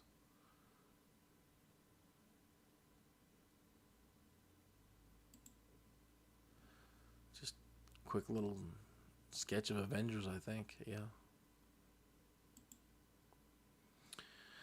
Fantasy piece that's not related to anything. Again, just doodling. An interesting thing, though. You see these, these little shapes right here? I was imagining something like Doctor Strange. You know how he does the little hand motions and you see the glyphs appear in the air? It was that kind of idea that he's creating glyphs. And as I was looking through old sketch art, and we might roll across it in one of these images here, these same kind of images I've used in the past, and I didn't even remember, it's not like, well, this is my symbol. This is the symbol that I use for this arcane rune language.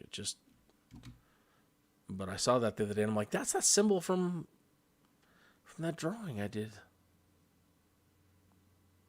So it's in my head somewhere, that kind of image. That, again, the political stuff. Sorry if you feel different on it. It was just how I felt at the time, or was busting on people and, politics.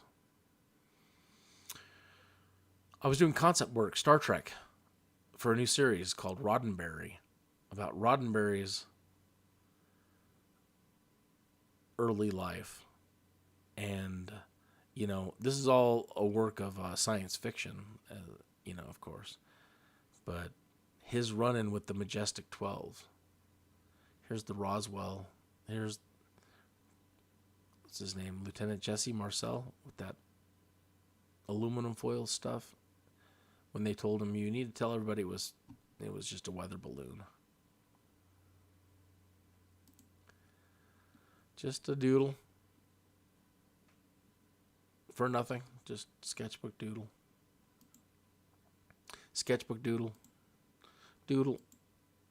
Batman with the fake teeth and wax lips again. Looks like Freddie Mercury here. See, you'd never know. You'd say, that's Freddie Mercury. You're Freddie Mercury. No, I'm not.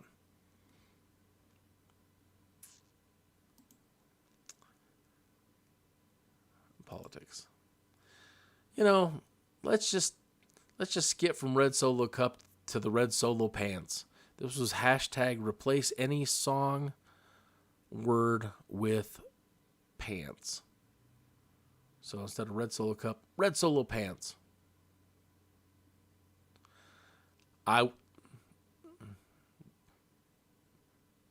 That'd be awful. Where's that straw going?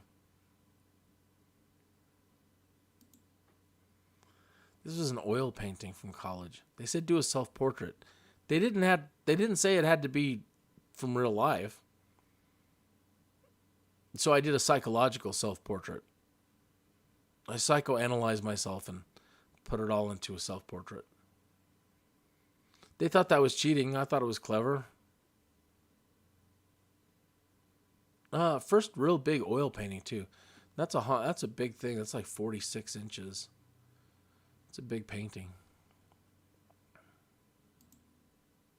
Doodle. Doodle. What are these? These are really popular now, and my friend sells a lot of them. The guy helped with his logos. And I guess they have a Captain Kirk one. So, Doodle, I was imagining the Hulk, but whatever, something like that. You know who that guy is.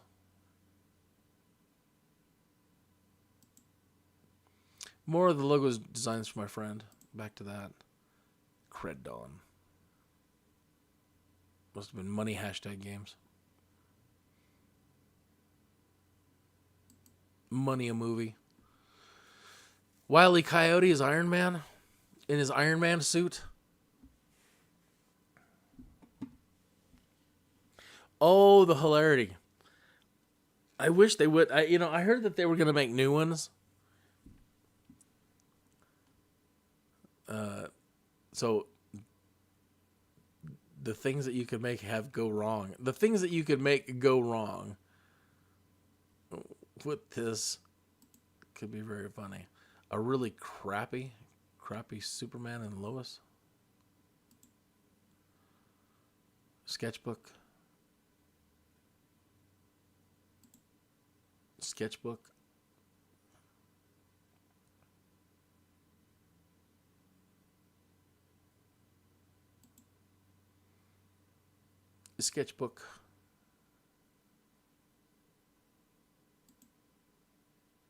That's just some paint.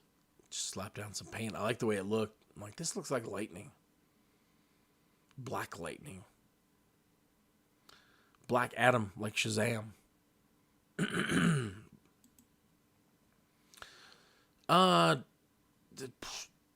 like horror painting. I really don't want to go into this one, but it's horror painting. Not finished. Not finished painting. Not finished. Not finished. A lot of not finished. Not finished. Not finished. Yeah, that one I just slapping some colors together. My mom likes those colors.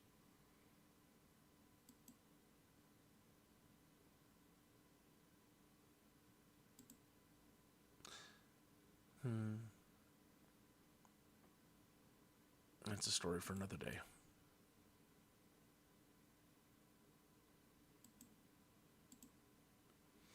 Oh boy, politics. Jim Carrey jumped into politics and I jumped on Jim Carrey.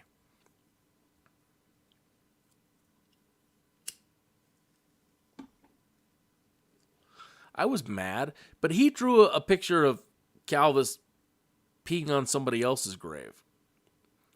So I drew Calvis peeing on his grave.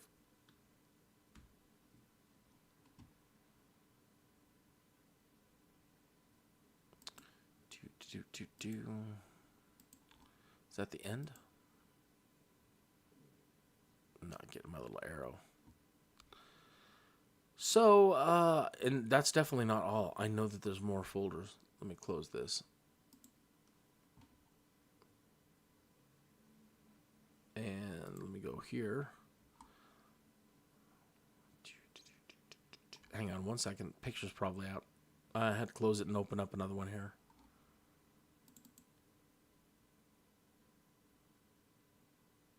Come on. Come on, computer. Let's do the PNG folder and see if those show up.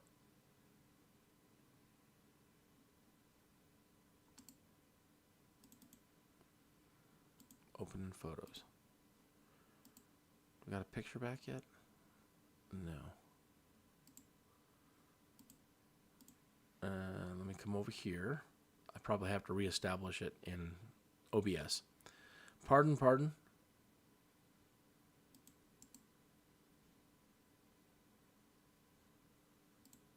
Come on.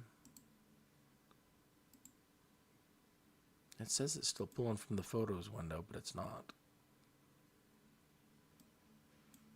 Maybe I need to do my little slide bar again. Nope, that didn't work.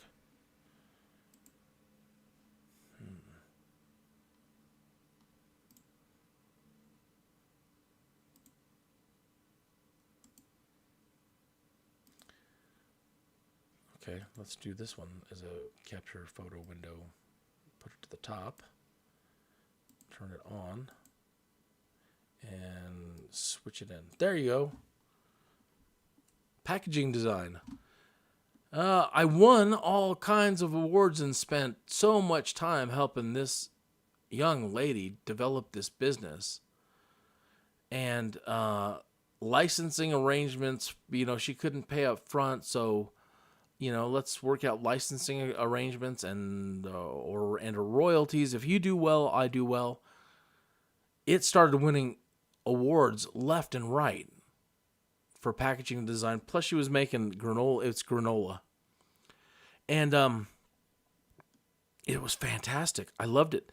She was getting picked up by Kroger. They were going to put her in the stores. This was going to be super big. And she lost her mind and went crazy and left her husband and left her kids and moved in with some dude and started taking drugs. And hey,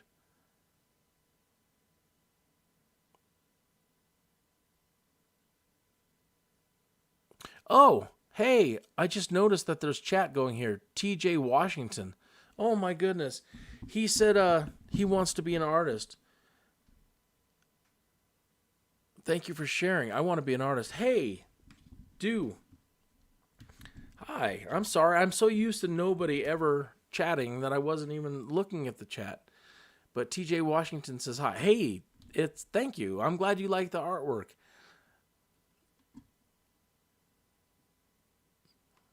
I'm so thankful. Thank you. All right. Let me. I'll keep an eye. Let me move. See, I had this even covering that chat room. So I'm so sorry. Here was the backside of these. That was the round versions. Then this one had a cutout on this side over here. Business cards and just so much time developing these products, developing the website, custom creating a website.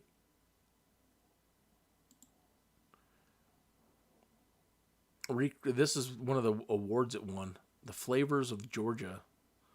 Her product won finalist. The artwork won first. Designing the web page for this product.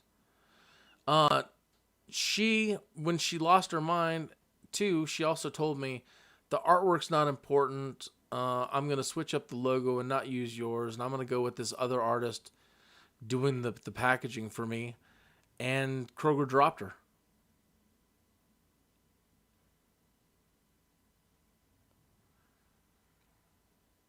So sad, but that was her choice to make. I mean, the packages aren't that bad, but they're just really different from, my stuff. Podcast special that we did, and some banner artwork for it, advertising it. Test. Cartoons, Star Trek cartoons, backgrounds, graphics, spot graphics. Advertising for podcast, Spring Break special. That's the character Case Wanindra. Case Wanindra and Risa. Venetian Princess character stuff. She played this creepy pirate. Advertising for us before we went out to Star Trek, Las Vegas, early podcast stuff, failed painting mistakes, banners.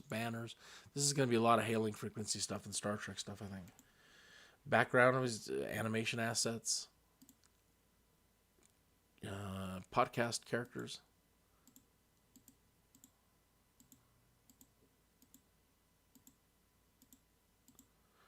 Oh, that was a good ship. I won an award with this. Well, I helped a guy win an award with this. Check again. People sometimes. This guy, I think his last name is Fletcher. He contacts me out of the blue one day and says, I need your help.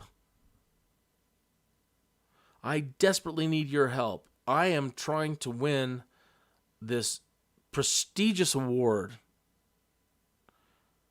And if I win this award, I get a comic book published. And I get a publishing contract. And I can't do logos. And I can't, And one of the areas of the contest is logo creation, cover design stuff. I can't do this on my own. I can't win on my own. I need you to create my logo for me. All right. So I did. They loved it. The judges absolutely loved it. They said just nobody else's logo was even close. They absolutely loved it. They even loved the text that I threw on there with it. And I know it's only the logo, but he won. And the first thing he did once he won is he dropped the logo. Because he didn't want to give me credit for it. And he didn't want to continue helping me after he got his contract. He didn't want to cut me in on any licensing or anything. He just, thanks for helping me, bye. I've got a couple of people that I've known that have done that. Please help me, and you help them, and they don't help you back. Website advertising. Adobe Illustrator. I think you know the ship. Website stuff. Client work. A really oversaturated and badly produced ghostwriter. Goat Sandwich, a logo. We used to have a running joke about that. That's just a friend logo. More advertising stuff, drawing. This is what the front page of our website used to look like for a short time. Well, the letters weren't all wonky like that. But you'd get that as your splash page when you arrived at the Hailing Frequency podcast.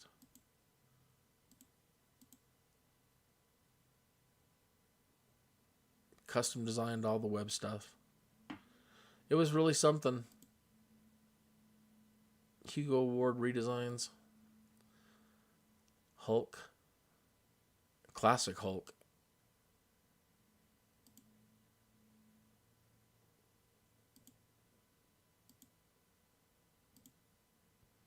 There's Kineas.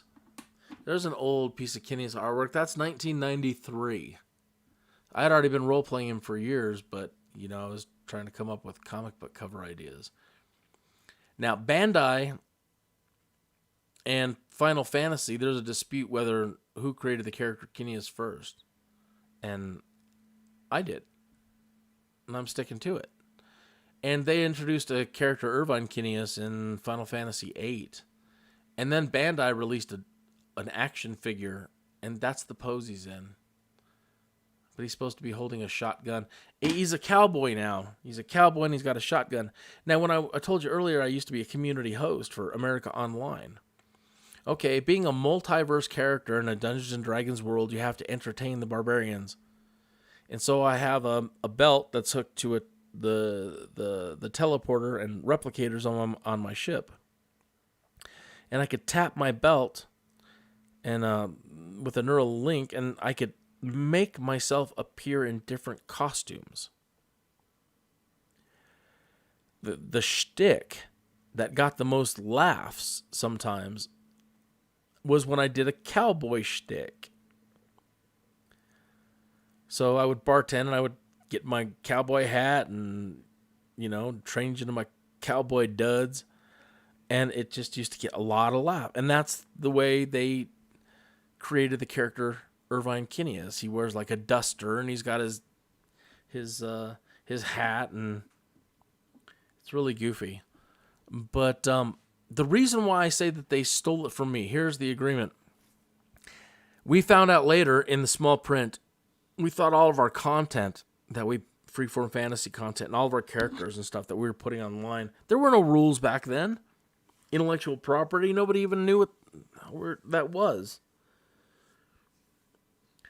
So all of a sudden, Squaresoft starts releasing these Final Fantasy games, and all the characters are people that we know. They're just ripped off all the characters that were popular in the role-playing area that we inhabited. Well, how did that be? Well, we found out that they had agreements with America Online. They put up the money to run the America Online role-playing and gaming servers. EA and Squaresoft paid the money to provide the gaming servers for America Online. Therefore, anything published on the America Online gaming servers was immediately owned by Squaresoft and Electronic Arts. Isn't that lovely? And then they use fine print. So when you agree to your service, you've agreed. You agreed to it. I didn't agree to anything, and it wasn't made clear to anybody. And that's my dispute. The character Kineas, Irvine Kineas, or any derivatives it's mine. That's where they got it from. There's Kineas. Kinjas. Kitty Ninjas. I really want to do this as a book. I really love old samurai movies and Japanese movies. I really want to do Kinjas. That was there's Kineas as a cartoon character, Star Trek cartoon character. Birkeland Express. Birkeland Express. Saw that. More Hailing Frequency work, cartoon work.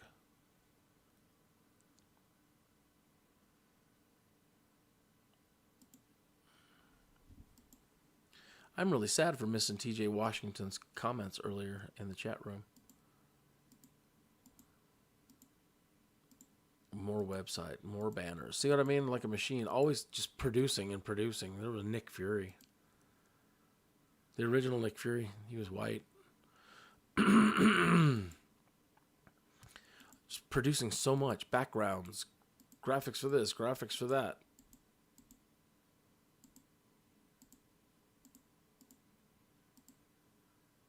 Logos. More logos, more websites. I got sent that by Shatner's World.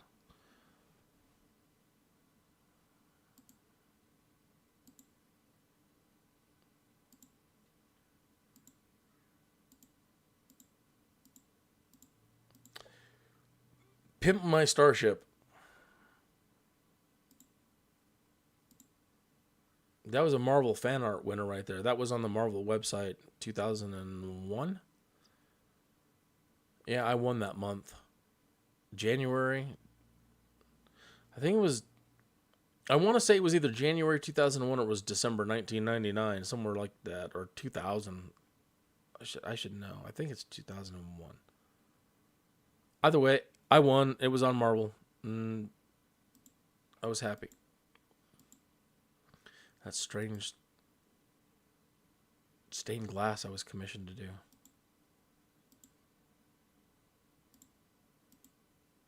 Radio station stuff. Saw that one before. Saw that. Episode art.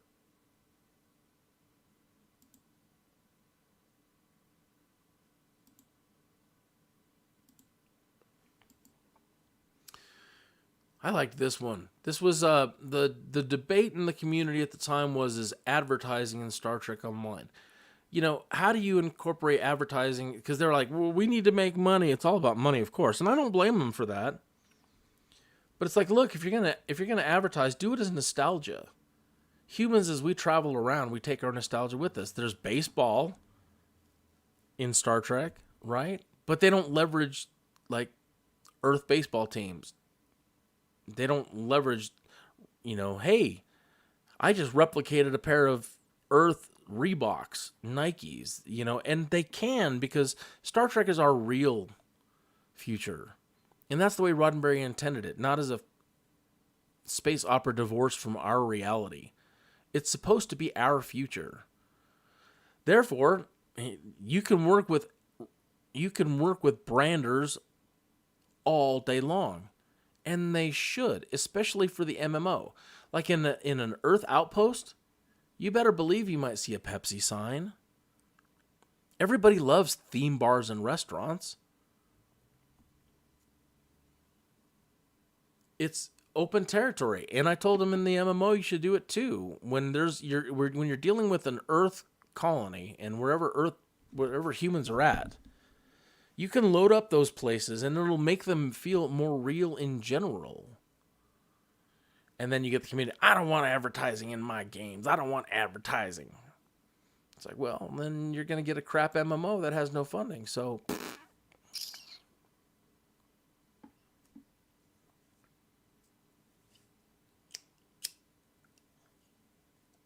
the other big one, they're starting to catch on now, and I've been pushing this for years and years, and that is television.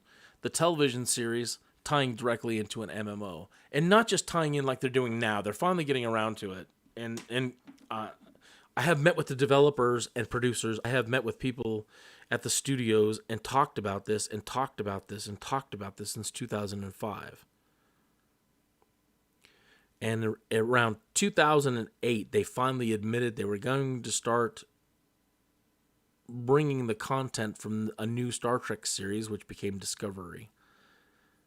And they were going to start putting it into Star Trek Online. But you're not impacting the story in any way. You just log into Star Trek Online and grind away, and you can do these missions based on stuff that took place in Discovery. But your actions in doing so don't matter one bit to the Discovery storyline. And that goes back to, they don't know how to use Star Trek. They don't understand it enough to know that Star Trek fans are kind of, in their own way, kind of psychotic. They're attached to the property in such a deep level. And we have this desire to create Star Trek content. That's why all the fan stuff. That's why people cosplay. They don't, it's a need. It's a psychological need to want to create more Star Trek stuff. And if you aren't the one that's creating it, it's crap. And that's why none of us in the Star Trek community get along. So everybody wants to be in charge of Star Trek. And that's why nobody's happy with anything that's created. And again, America's oldest think tank has done the research on this, but they don't pay attention to it. So how do you put everybody in the world that loves Star Trek in charge of Star Trek? Well, you can't, but you can. You can write open-ended episodes, and Star Trek's always been good about that. Usually 2 running storylines in an episode. One of them is a closed storyline, and one of them is an open storyline that doesn't have a conclusion. It's those storylines that they should put into MMO. Any open storyline, put it in there, and you gather the data. How well did the subscribers do over a 2-month, 3-month period with this information? What did they do with it? Did they survive more often than not? Let's say a battle for a planet has to be determined. How many, again, you can gather all kinds of data from an MMO, and you can arrive at an outcome for an open-ended storyline. So if the studio would work much more closely with the MMO, you can let the fan base participate in the canon creation process.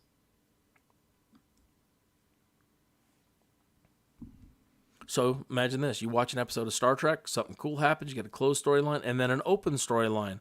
There's going to be a battle on Risa. Right. I'm just throwing something out there.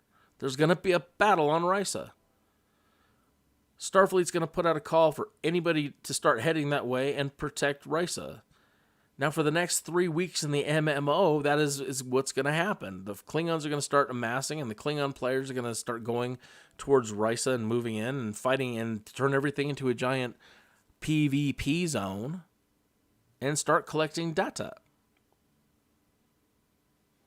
So 3 months down the road, the Klingons whooped butt on everybody in the MMO over the next 3 months. So you run that information back to the writers at the studio and go, the Klingons won. The Klingons currently hold Risa. And you immediately do an episode with that. Whether it's just hey, did you catch the news today? The Klingons held Risa. That's it. That's all you have to do. But the people in the MMO, they determined that. Holding votes. United Federation of Planets votes. Something as simple as that. Log into your Star Trek account, open your pad, and vote. Today, the people of the United Federation of Planets voted to secede from Yeah. What would the Borg be like in a mirror universe? Imagine that. They're not smart. They're just dumb. We just use them to fix all of our appliances.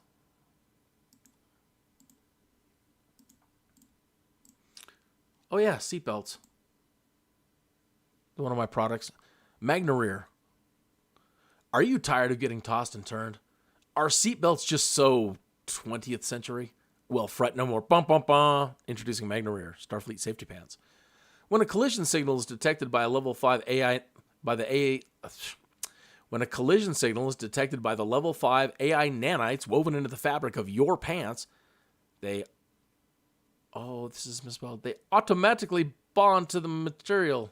No, they atomically. I thought it was a misspelling. They atomically bond to the material of your chair.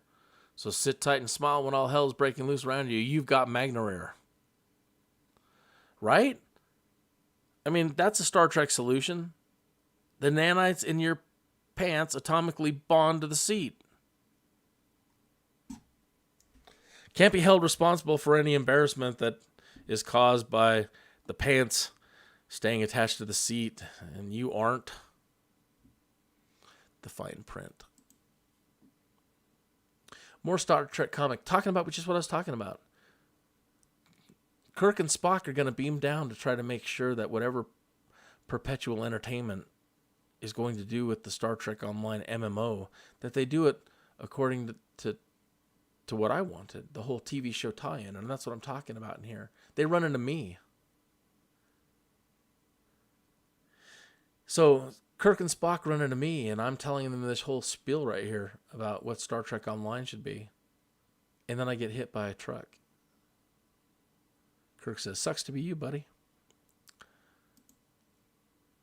This is me getting hit by the bus or the truck again. Something to do with my death could affect the whole timeline. Star Trek ends up being owned by LucasArts and Entertainment, Electronic Arts. They were going to jump in and try to take it.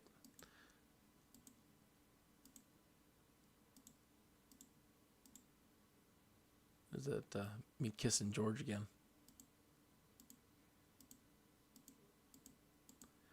And I think, I mean, there's more folders, but I think that about does it. I think you have a good understanding of what I have been up to for a number of years. And once I start compiling things more and more, I'll do another slideshow.